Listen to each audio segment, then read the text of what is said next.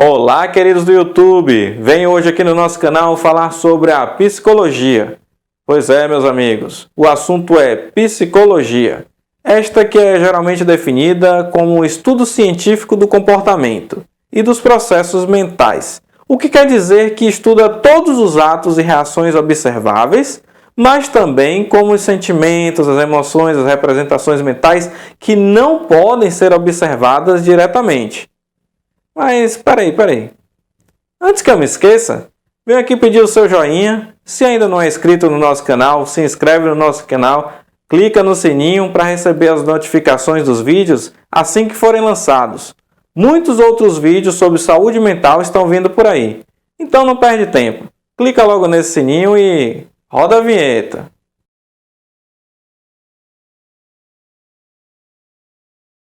Quando falamos de psicologia, uma das perguntas que vem à cabeça é de onde surgiu a psicologia? E eu lhes garanto que o estudo da natureza humana é realizado desde a antiguidade por pensadores, filósofos e teólogos. Porém, esses estudos confundiam-se com a filosofia. Sócrates, Platão e Aristóteles foram os precursores da investigação da alma humana. O próprio nome psicologia deriva-se dos radicais gregos psique, alma, e logos, estudo, sendo o estudo da alma humana. Mas vamos deixar claro aqui que alma pode se entender como mente, ok? Essa nomenclatura deve sua origem a um momento histórico em que os filósofos gregos acreditavam na existência de duas essências, uma material, soma, ou corpo, e uma imaterial, psique, ou alma. As origens da psicologia remontam à Grécia Antiga, por volta de 500 a 400 anos antes de Cristo, com uma abordagem meramente filosófica. Além da raiz filosófica, a psicologia possui raízes biológicas na fisiologia, que estudava a correlação entre os processos corporais, cérebro, sistema nervoso, hormônios e os processos mentais.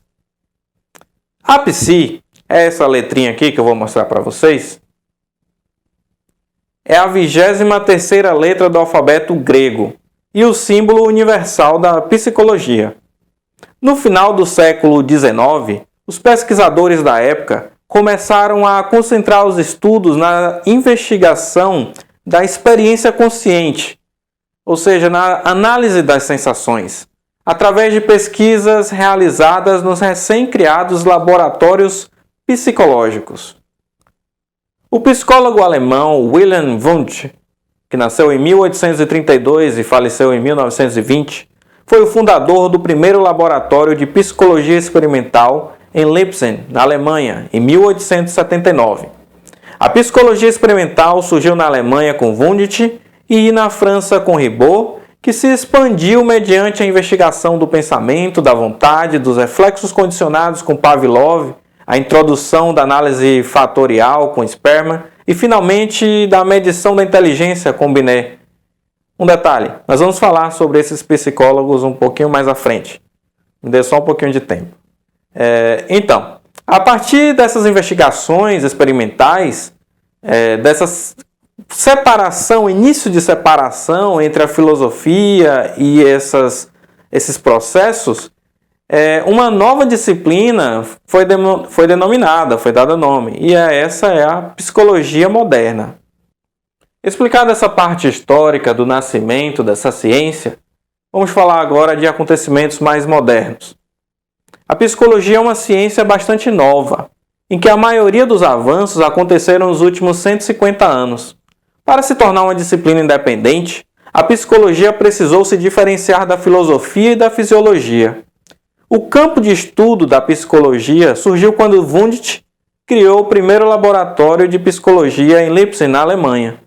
Os estudos de Wundt se baseavam na análise das sensações e sentimentos através do uso da introspecção. Introspecção, que é um processo extremamente subjetivo. Wundt acreditava que sujeitos treinados adequadamente poderiam identificar precisamente os processos mentais que acompanhavam os sentimentos, sensações e pensamentos. De qualquer forma, a psicologia é um estudo científico dos processos mentais e do comportamento do ser humano e as suas interações com o ambiente físico e social. O objetivo da psicologia é diagnosticar, prevenir e tratar distúrbios emocionais e doenças mentais. Esta é geralmente definida como um estudo científico do comportamento e dos processos mentais. Isto é, estuda todos os atos e reações observáveis, mas também processos como os sentimentos, as emoções e as representações mentais, que não podem ser observados diretamente. Agora, vamos definir aqui os termos citados agora há pouco. O termo ciência. Dizer que a psicologia é uma ciência significa que ela é regida pelas mesmas leis do método científico, as quais regem as outras ciências. Ela busca um conhecimento objetivo, baseado em fatos empíricos.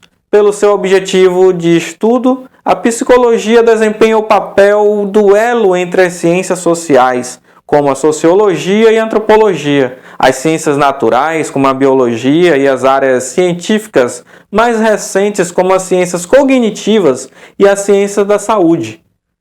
Já no que diz o termo comportamento, é a atividade observável, de forma interna ou externa, dos organismos na sua busca de adaptação ao meio em que vivem. Já sobre o termo individual, dizer que o indivíduo é a unidade básica de estudo da psicologia significa que, mesmo ao estudar grupos, o indivíduo permanece o centro da atenção, ao contrário, por exemplo, da sociologia, que estuda a sociedade como um conjunto. E, afinal de contas, o que são os processos mentais? Os processos mentais são a maneira como a mente humana funciona. Pensar, planejar, tirar conclusões, fantasiar e sonhar. O comportamento humano não pode ser compreendido sem que se compreendam esses processos mentais, já que eles são a sua base. Os psicólogos também são profissionais responsáveis pela elaboração e aplicação dos testes psicológicos e pela construção de escalas que buscam compreender os mais diversos processos mentais: atenção, memória, linguagem, inteligência, depressão, ansiedade, para os mais diversos fins, como, por exemplo, uma avaliação psicológica, um processo seletivo de emprego e na psicologia forense também. Agora chegou aquele momento do vídeo que eu tinha prometido a vocês. Vamos falar aqui de alguns psicólogos que foram muito importantes durante o desenvolvimento da psicologia, no geral, no mundo todo, não só no Brasil. E nós vamos abordar sobre 9 deles. Vou colocar a foto aqui e vou falar sobre ele, ou eles no caso, para vocês, ok? Então, pessoal, os 9 psicólogos mais famosos da história. Eles foram os fundadores de grandes escolas psicológicas, pensadores que fizeram contribuições científicas fundamentais e que promoveram o desenvolvimento do pensamento e o conhecimento humano. Estamos nos referindo aos 9 psicólogos mais famosos e muito importantes da história dessa ciência. São autores clássicos que marcaram um antes e um depois na psicologia. Suas correntes continuam sendo estudadas, são objeto de pesquisa e aplicadas no âmbito clínico. O primeiro psicólogo a ser abordado em nossa lista é Wilhelm Wundt, nascido em 1932, falecido em 1920. Este fisiólogo, psicólogo e filósofo desenvolveu o primeiro laboratório de psicologia experimental em Leipzig, na Alemanha, em 1879. Seu renome se deve ao fato de que este acontecimento supôs o começo de um novo período da psicologia, a etapa científica. Wundt foi o precursor do estruturalismo. Teve a inquietude de banir as questões filosóficas em torno da psicologia, porque acreditava que ela devia se concretizar em estudar o que era mensurável e a estrutura da mente.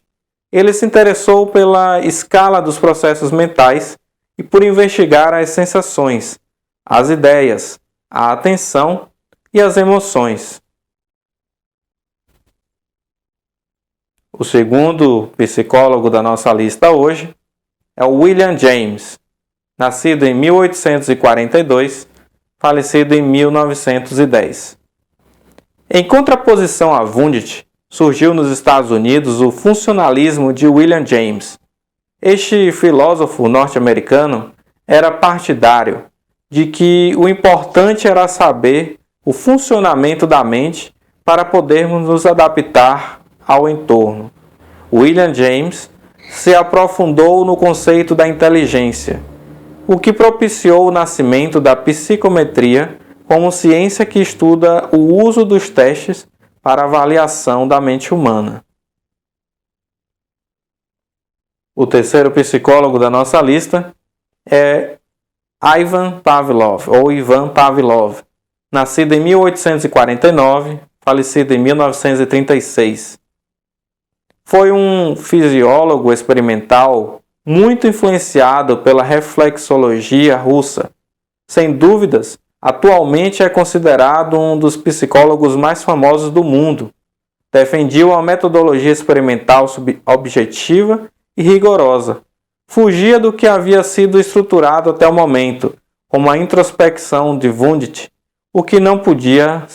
uma coisa que não podia ser medida. É considerado o pai do condicionamento clássico por suas pesquisas sobre o sistema digestivo animal, especificamente a dos cachorros. Suas descobertas o levaram a formular a lei do reflexo condicional, que por um erro de tradução foi chamada de reflexo condicionado. O quarto psicólogo da lista é o Sigmund Freud, nascido em 1856, falecido em 1939. Este médico e neurologista austríaco de origem judia é considerado uma das maiores figuras intelectuais do século XX. Além de ser o pai da psicanálise, sua teoria do inconsciente continua sendo um dos pontos de referência mais importantes da psicologia. Freud foi o primeiro cientista que falou de traumas emocionais, de etapas sexuais do desenvolvimento, de conflitos mentais, da tríade da personalidade e do significado dos sonhos. Assentou precedentes por seu foco revolucionário no estudo da mente e da personalidade.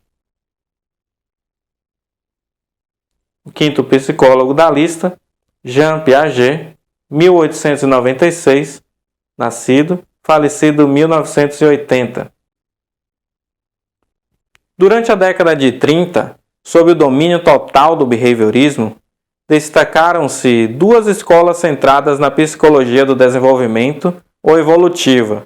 Uma delas, a Escola de Genebra, teve como estandarte principal Jean Piaget. Seu principal objetivo foi analisar o desenvolvimento do conhecimento e criar uma teoria geral do mesmo. Foi, portanto, criador da epistemologia genética, a ciência do desenvolvimento do conhecimento. Também se transformou em um dos psicólogos mais famosos por suas contribuições ao estudo da infância. Sexto psicólogo da lista é o Carl Rogers, nascido em 1902, falecido em 1987. Junto a Maslow, foi um dos máximos representantes da psicologia humanista. Contra a psicanálise, Rogers tinha a visão positiva do homem. Defendia a ideia de que o ser humano é bom por natureza e, portanto, deve ser controlado com os mecanismos de defesa. Deve se expressar para ser livre, para poder ser ele mesmo. Desenvolveu a terapia centrada no paciente ou não diretiva.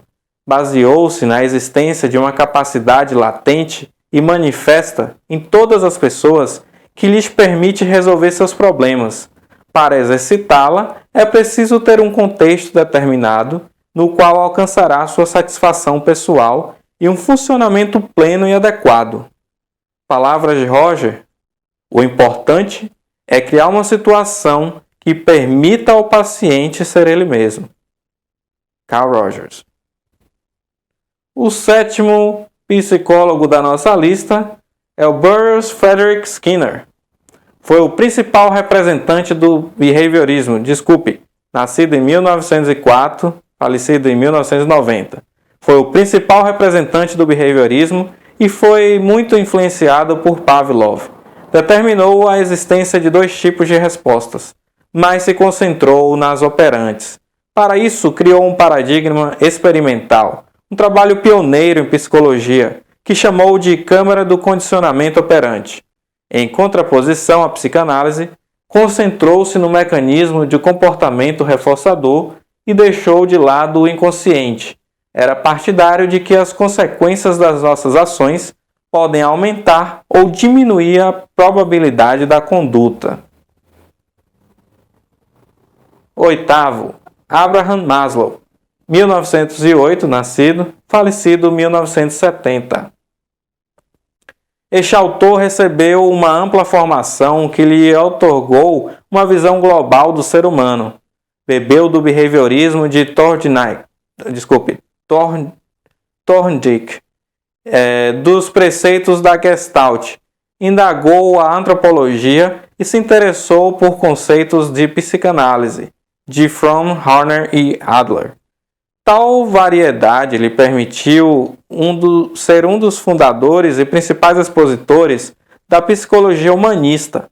Além disso, se destacou por introduzir a pirâmide das necessidades, baseada na ideia de que as pessoas em geral se realizam por meio da satisfação de uma série de necessidades hierarquizadas segundo a sua urgência. Em nono lugar, Albert Bandura, nascido em 1928 e ainda vivo na atualidade. Aos seus 91 anos, este psicólogo canadense pode presumir ter consolidado a importância da cognição em relação à conduta e da sua teoria da aprendizagem social. Seu postulado do determinismo recíproco, segundo o qual a pessoa, situação e conduta estão em mútua interdependência, foi um avanço fundamental para o programa cognitivo. Suas contribuições sociocognitivas forneceram uma verdadeira abordagem da personalidade. Propõe um sujeito proativo, que se auto-organiza e interpreta a realidade e a si mesmo.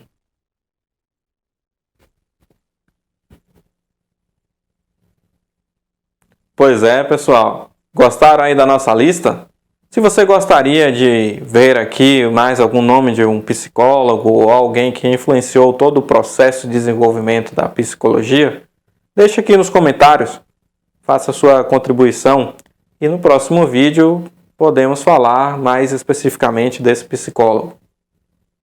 Como toda ciência, o objetivo da psicologia é a descrição, a explicação, a previsão e o controle do desenvolvimento do seu objeto de estudo.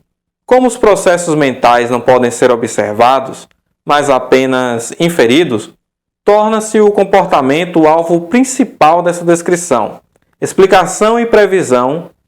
Mesmo as novas técnicas visuais da neurociência, que permitem visualizar o funcionamento do cérebro, não permitem a visualização dos processos mentais, mas somente dos seus correlatos fisiológicos, ou seja, daquilo que acontece no organismo enquanto os processos mentais se desenrolam. Descrever o comportamento de um indivíduo significa, em primeiro lugar, o desenvolvimento de métodos de observação e análise que sejam os mais objetivos possíveis e, em seguida, a utilização destes métodos para o levantamento dos dados confiáveis. A observação e a análise do comportamento podem ocorrer em diferentes níveis, desde complexos padrões de comportamentos, como a personalidade, até a simples reação de uma pessoa a um sinal sonoro ou visual. A partir daquilo que foi observado, o psicólogo procura entender, explicar e esclarecer o comportamento. A psicologia parte do princípio de que o comportamento se origina de uma série de fatores distintos. Variáveis orgânicas, seriam essa disposição genética, metabolismo, entre outros. Disposicionais, como temperamento, inteligência, motivação, etc. e situações como, por exemplo, as influências do ambiente, da cultura, dos grupos que a pessoa faz parte, entre outros. Para o psicólogo soviético Luria, que foi um dos fundadores da neuropsicologia, a psicologia do homem deve ocupar-se da análise de formas complexas de representação da realidade, que se constituíram ao longo da história da sociedade e são realizadas pelo cérebro humano, incluindo as formas subjetivas da atividade consciente, sem substituí-las pelo estudo dos processos fisiológicos que lhe servem de base, sem limitar assim a sua descrição exterior. Agora iremos abordar aqui um pouco sobre a história da psicologia no Brasil. Desde o período colonial no Brasil já haviam preocupações com o fenômeno psicológico. Contudo, não podemos afirmar que se tratava propriamente de psicologia. O homem, sendo parte fundante e personagem principal do desenvolvimento das ideias, cria e elabora ideias psicológicas dentre tantas outras. É possível entender que também no Brasil a psicologia vai se desenvolvendo como ideia e posteriormente como ciência. Durante o século XIX, principalmente no final deste, a psicologia esteve presente em várias partes do Brasil, vinculadas às outras áreas de conhecimentos. Havia uma preocupação com os fenômenos psicológicos no interior da medicina e da educação. Este processo vai aos poucos contribuindo com o reconhecimento da psicologia como uma área específica do saber. A psicologia experimental foi iniciada no Brasil no final do século XIX, quando em 1897 Medeiros e Albuquerque criou no Pedagogium um laboratório de psicologia pedagógica, que teve curta duração, e outros posteriormente foram estabelecidos por Maurício de Medeiros e Manuel Bonfim. Em 1914, Hugo Pizzoli funda o Laboratório de Psicologia em São Paulo, e em 1929, em Belo Horizonte, é criado o Laboratório de Psicologia destinado a estudos pedagógicos, dirigido por muitos anos por Helena Antipov. Em 1900, foi defendida por Henrique Roxo a primeira tese de psicologia experimental, nomeada de Duração dos Atos Psíquicos Elementares nos Alienados. A primeira obra sobre a história da psicologia no Brasil foi a Psicologia Experimental no Brasil, em 1944, de Plínio Olinto. O polonês Václav Radek é considerado aquele que mais influenciou o desenvolvimento inicial da psicologia no Brasil, promovendo intensamente a atividade como área separada, publicando diversas obras no Brasil, como o resumo do curso de psicologia, em 1928, Tratado de Psicologia, 1929, e Tratado da Psicoterapia, em 1926, divulgando suas pesquisas e aplicações em um laboratório de acordo com os estudos psicológicos contemporâneos da sua época e lecionando-os em cursos e a profissionais. Ele veio ao Brasil em 1923 com sua esposa, Alina Radek, que também contribuiu na teoria e prática, tendo publicado o livro Psicologia Social em 1960. Passou a administrar o laboratório do que era a Colônia de Psicopatas em Engenho de Dentro, no Rio de Janeiro, fundado por Gustavo Ridel, e que se tornou o Instituto de Psicologia em 1932. Radek estabeleceu um programa de formação superior profissional em psicologia que duraria 4 anos, mas o Instituto foi encerrado no mesmo ano durante o governo Vargas e não pôde desempenhar suas atividades. Radek mudou-se para o Uruguai e Argentina, enquanto o setor do Instituto foi continuado por médicos brasileiros que eram seus discípulos. A evolução continua e uma portaria em 1946 reconhece o diploma de psicólogo, mas é em 1962, pela Lei nº 4.119, que o curso de formação profissional em psicologia é oficializado no MEC. Em 20 de dezembro de 1971, foi promulgada a Lei nº 5.766, que cria os conselhos federal e regionais de psicologia e regulamenta a profissão de psicólogo. E no mesmo ano foi realizado o primeiro encontro nacional das sociedades de psicologia. Já o curso de psicologia, a pessoa interessada em seguir essa carreira profissional como psicólogo deverá concluir um curso de ensino superior em psicologia em uma universidade que seja oficialmente validada pelo Ministério da Educação, MEC. O curso de psicologia tem duração média de 5 anos nas instituições de ensino superior brasileiro.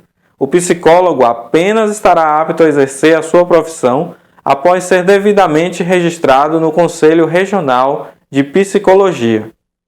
Sobre as especializações, a Resolução CFP, Conselho Federal de Psicologia, 13/07, institui a consolidação das resoluções relativas ao título profissional de especialista em psicologia e dispõe sobre normas e procedimentos para seu registro. É importante estabelecer que as especialidades regulamentadas são profissionais, isto é, são especialidades no campo do exercício profissional do psicólogo. Claro que há um número maior de especialidades, mas foram regulamentadas algumas que se configuram como mais definidas e consensuais. Novas especialidades podem ser regulamentadas pelo CFP, sempre que sua produção teórica, técnica e institucionalização social assim a justifiquem. Vamos saber quais são essas especializações. Esta aqui é uma lista com alguns exemplos de especializações.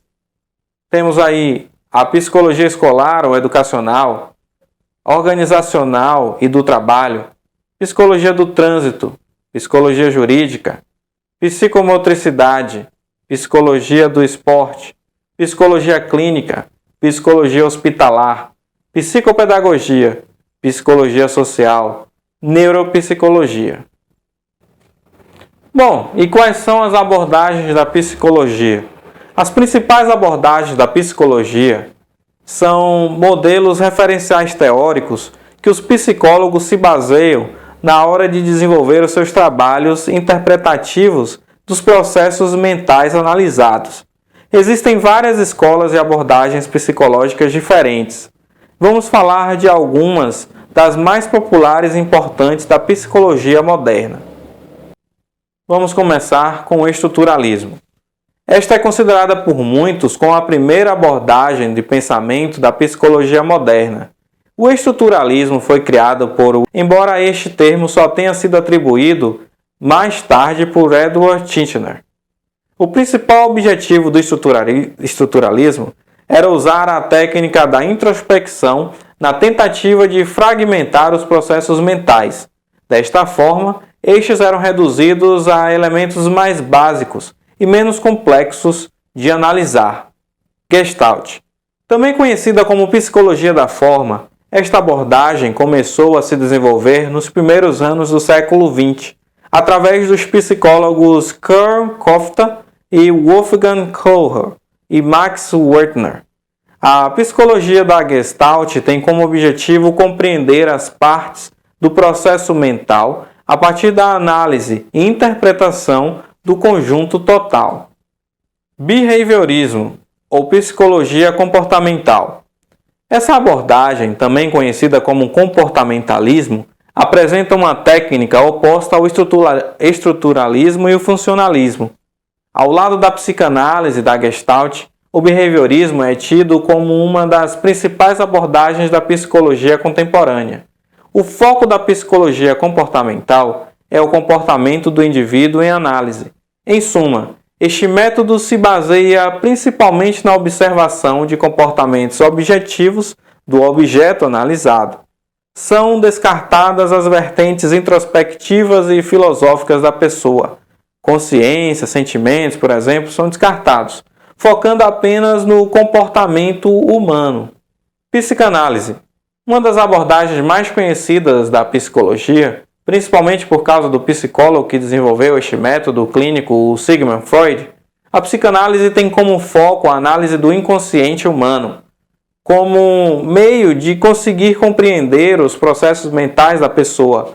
Desta forma, este estudo, que ficou conhecido como teoria da alma, se concentra na relação entre o inconsciente e os sentimentos e comportamentos de determinado indivíduo.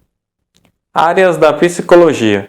Muitas pessoas confundem as abordagens da psicologia com as áreas de atuação que um psicólogo pode ter. As áreas da psicologia representam os diversos campos de trabalho que o profissional pode exercer a prática psicológica. Entre alguns deles, vamos citar aqui agora a psicologia social, que é o ramo da psicologia que obteve maior desenvolvimento na primeira metade do século XX. Tem como objetivo de estudo o comportamento social dos seres humanos no contexto de grupos e aborda fenômenos como encontro social, interdependência e interação social. A psicologia organizacional, relacionada com a psicologia do trabalho, a psicologia organizacional estuda os fenômenos que ocorrem no contexto da organização e instituições. Contempla também situações do processo laboral e situações relacionadas com a gestão de recursos humanos. Psicologia infantil é a área da psicologia evolutiva que se ocupa da investigação e estudo das manifestações psíquicas na idade infantil. Para além do registro de cada um dos períodos evolutivos, são investigadas diversas funções em particular, como a evolução da fala, da memória, dos sentimentos de valor e etc. Psicologia clínica consiste no acompanhamento e tratamento das questões emocionais dos pacientes a partir de sessões particulares, individuais ou em grupo. Psicologia da saúde consiste em ajudar doentes e demais pacientes que estejam enfrentando algum tipo de recuperação física ou mental a superarem as condições negativas impostas pela sua situação de saúde. Além disso, também fornece auxílio psicológico aos familiares da pessoa hospitalizada. Nessa área, o psicólogo costuma trabalhar em parceria com médicos, enfermeiros, assistentes sociais e demais profissionais da área da saúde. Psicologia educacional. O profissional dessa área costuma atuar em escolas, creches e demais instituições de ensino. O seu principal objetivo é ajudar alunos, pais e responsáveis a solucionarem problemas que podem estar atrapalhando o processo de aprendizagem da pessoa. No âmbito escolar, também é comum a presença do psicólogo como um orientador profissional, ou seja, aconselhando os estudantes sobre qual a melhor carreira a seguir de acordo com o perfil de cada um. Psicologia esportiva. Trabalha diretamente com atletas e competidores esportivos, dando suporte psicológico antes e depois das competições, por exemplo. O psicólogo dessa área tem o propósito de auxiliar o esportista a conseguir lidar com suas emoções e sentimentos, para que estas não atrapalhem seu desempenho nas suas atividades. Psicologia jurídica. O psicólogo que atua na área jurídica costuma acompanhar os processos de adoção, violência contra menores e todas as outras situações que possam abalar psicologicamente a pessoa e que estejam relacionados com justiça. Na psicologia jurídica, também é comum o acompanhamento psicológico dos prisioneiros. Por isso, a presença de um psicólogo em presídios e penitenciárias é aconselhável. Psicologia do trânsito. O psicólogo atua no aconselhamento psicológico dos condutores, evitando que problemas emocionais afetem o desempenho dessas pessoas no trânsito. A psicologia do trânsito ainda tem a finalidade de desenvolver iniciativas para os pedestres e motoristas com histórico de infração. O propósito é entender quais prováveis problemas sentimentais os indivíduos analisados possam ter e que influenciam direta ou indiretamente no ambiente, especificamente no trânsito. Perspectivas atuais. Aqui vou mostrar uma descrição sucinta das principais correntes de pensamento que influenciam a moderna psicologia. A perspectiva biológica. A base do pensamento da percepção biológica é a busca das causas do comportamento no funcionamento dos genes, do cérebro e dos sistemas nervoso e endócrino. O comportamento e os processos mentais são assim compreendidos com base nas estruturas corporais e nos processos bioquímicos no corpo humano, de forma que esta corrente de pensamento se encontra muito próxima das áreas da genética, da neurociência e da neurologia. É por isso até que está intimamente ligada ao importante debate sobre o papel da predisposição genética e do meio ambiente na formação da pessoa. Essa perspectiva dirige a atenção do pesquisador à base corporal do todo o processo psíquico e contribui com o conhecimento básico a respeito do funcionamento das funções psíquicas, como pensamento, memória e percepção. Psicologia médica. O processo saúde-doença tem uma atenção especial e pode ser compreendido de diferentes formas além do direcionamento ao transtorno do distúrbio mental propriamente dito. Inicialmente abordado pela psicopatologia, advinda da distinção progressiva do objeto e da neurologia e da psiquiatria, a consolidação dessas especialidades médicas, a percepção da importância dos fatores emocionais no adoecimento e recuperação estão presentes na medicina há muito tempo.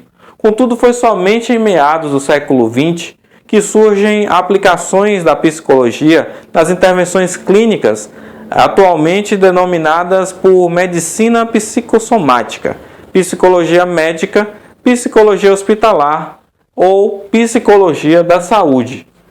A perspectiva psicodinâmica, teoria psicanalítica.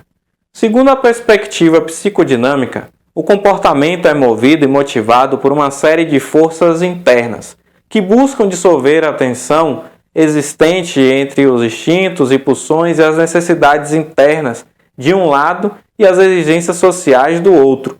O objetivo do comportamento é, assim, a diminuição dessa tensão interna.